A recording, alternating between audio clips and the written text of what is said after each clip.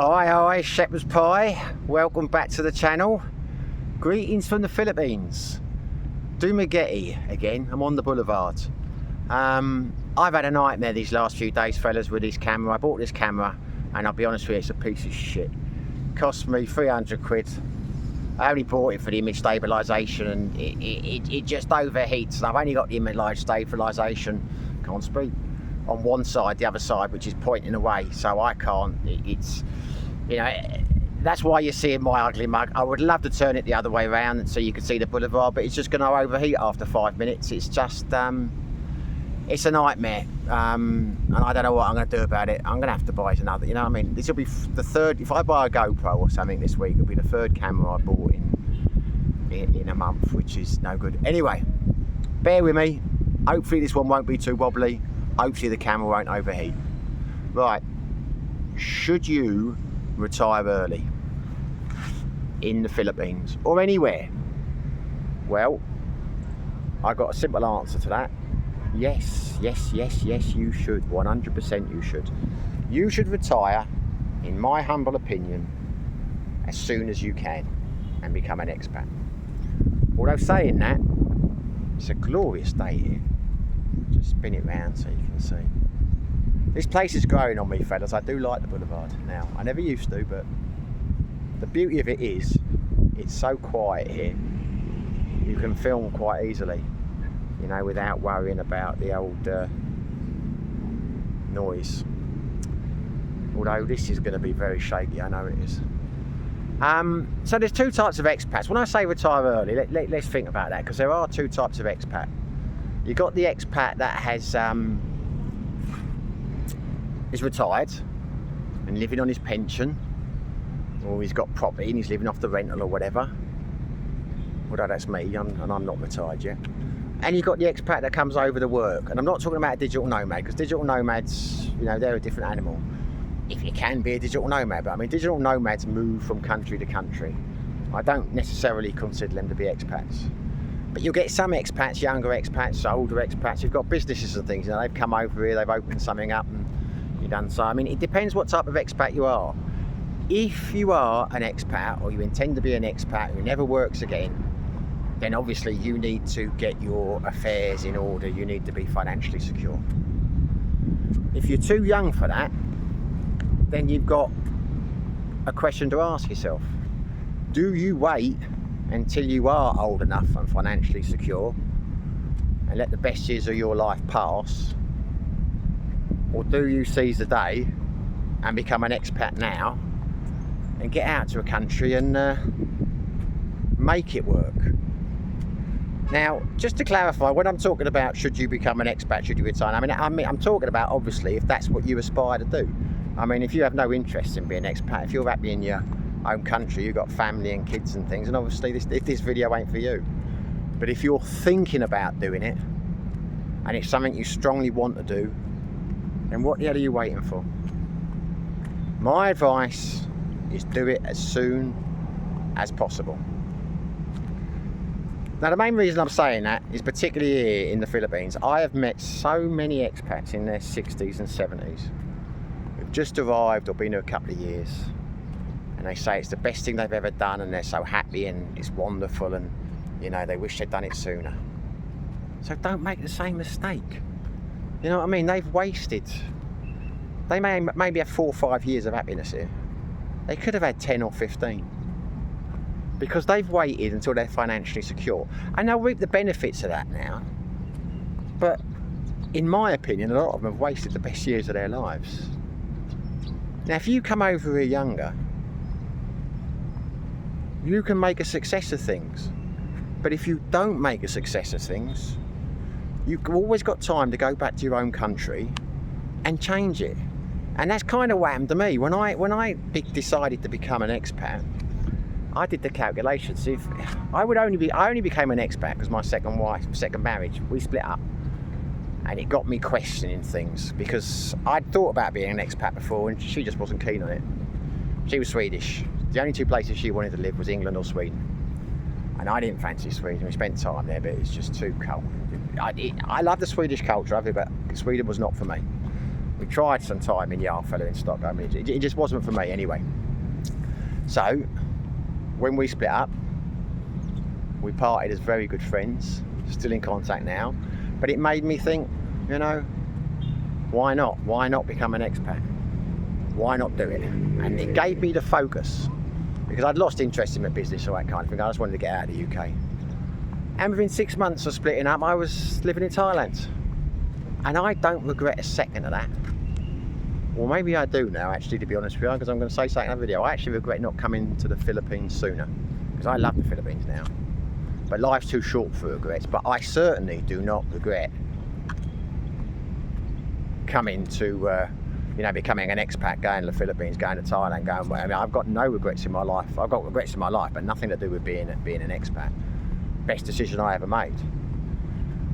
Now the point is, I probably did it a bit too hastily, but I've explained the reasons why. Because although I have the finances to live comfortably as an expat, didn't necessarily have the finances to for later life, in terms of pension and things like that, you know, security, emergency funds and things. But then, fortunately for me, unfortunately for many, many other people, and I didn't think it was fortunate at the time, COVID struck. And when COVID struck, I got stuck in the UK. And as I might have mentioned in previous videos, that put me in a dilemma, because my house is in the UK, they're rental properties, so I either had to kick them, you know, get the residents out, which I wouldn't want to do because they're great tenants, or I had to rent a place and get a job, etc, etc. So what I did was, in the end, I ended up being a living carer. Not a job that I ever thought I would do, but one of the best things that's ever happened to me, because I did that for, I think, 3 years plus. And first of all, I worked for an agency, but then I worked privately very shortly for the one family, and I stayed with them a long time. And the money was decent. I think it was about £1,100 a week. And it was double time on bank holidays and triple time on Christmas, New Year, that kind of thing. And the point is, it's not the money that's the great bit. The great bit is you do not have a penny to spend, because your accommodation, the food and everything's included. And we ate well there. I mean, they were great. They looked after me. We used to go out for lunch, not fancy restaurants and all the rest of it. I really fell on my feet with that couple, and I was very close to them, very sad when they both died. But that's another story. But the point is, those 3 years were a blessing, in the sense that everything I earned during that period went into my pension pot, and what I couldn't put into my pension pot because of the 40,000 maximum went into my ISAs, and some other investments, because I was earning that on top of my rental properties and things. So those 3 years, although at the time I was thinking, Christ, I want to get back to Thailand, they really made a difference, because they're invested now and they're growing. Not as much as I would like them to. But then nothing's really grown the last 2 years, has it, on the stock markets? But anyway, the point is, I was able to knock it on the head at 43, and at 51, really not have any worries about the future too much, because of those 3 years, because I went back for 3 years. So there's nothing stopping you doing that. You know what I mean? Come out here, wherever you want to go, give it a go, start the business or whatever. After 5 or 6 years, if you're still loving it, then and you can go back for a couple of years and work. You've still got those options when you're young fellas.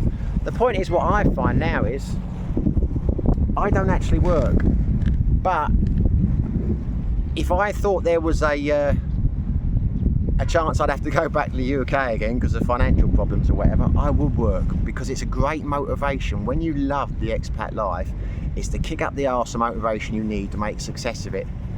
You know, it's the thought of thinking, well, I've got to make this work, otherwise I'm going back to the UK. That's the way you got to look at it. It's a motivating factor. I really think it is. Look at this lovely sea behind me. The thing about Dumaguete is the water's so lovely and blue and clear and that, but when the tide goes out up there, the sand is not nice. So yeah. What I'm saying is, basically, if you're thinking about doing it, do it. Seize the day, make it work. You can make it work. You can make it work easily. And you know, just my opinion. I mean, you may think differently. You may be more conservative in terms of, you know, the way you look at life. But I look at it this way. I've carried on working, kept the business going, planned to retire at 60 or 55 would have been my thing, 55, and had a very, very comfortable retirement. But how do I know I'm going to make it to 55? I mean, I may well not. And even if I did make it to 55 and I still went on for another 10, 20 years, 30 years, whatever, of a great retirement, the fact is I'd have missed the 8 years I've had as an expat, which I've loved now. You know what I mean? You never know how long you've got. And if your life's a grind and you want to be an expat, be an expat. If you're happy and you enjoy your job, but what they say, if you enjoy your job, it's not really work, then don't become an expat. You know what I mean? There are a lot of problems with being an expat. I'll go on that in other videos. I mean, there is a lot of things that piss you off in terms of insurance, admin, bureaucracy, and all that kind of thing. So expat life is not for everyone. But if it is something that you aspire to, then do it and don't delay. Don't be like, you know, the guys you meet over here who come over here, because I meet so many of them and things that they wish they'd done it sooner. You can't turn back the clock. And so many come over here, say, of a certain age, and they've been building it up all their life. They've been planning to come to the Philippines or something, they get younger wife, and they're here for a couple of years and they can't adapt to it, so they end up going back very disgruntled, very sad. And you think, well, if you'd tried it a few years earlier, you'd have known it wasn't for you. And it may well be, if you tried it a few years earlier, it would have been for you. Because, I mean, obviously, the older you get, I mean, generally not everyone, you know, the crankier they get, the more difficult it gets to adapt, the more difficult it gets to learn the language. A lot of them, I think, if they come over earlier, they'd have probably made a success of it. So, I'm tempted to just keep on talking because the camera's not overheating. This camera, if this isn't too wobbly, then great, because it seems to be the camera's only overheating when I'm using image stabilisation. Because I've done 2 videos now. You won't see the other one. I mean, it's the same subject. I'm just trying to get the least wobbly one out of it. But and it seems to be okay. So I'm going to have to post this one regardless of how wobbly it is, because I need the footage. Mind you, the wind's not helping. Anyway, I'm rabbiting on now. I think you got the message. My advice, for what little it's worth, is if you're thinking about being an expat, just do it. Make it happen. Jump on board. Anyway, thanks for watching. I do appreciate it. I appreciate the subscriptions. I really appreciate it if you smash the like button. I really appreciate the comments. That's all I've got to say, really, fellas. So goodbye from Dumagetti. Be lucky.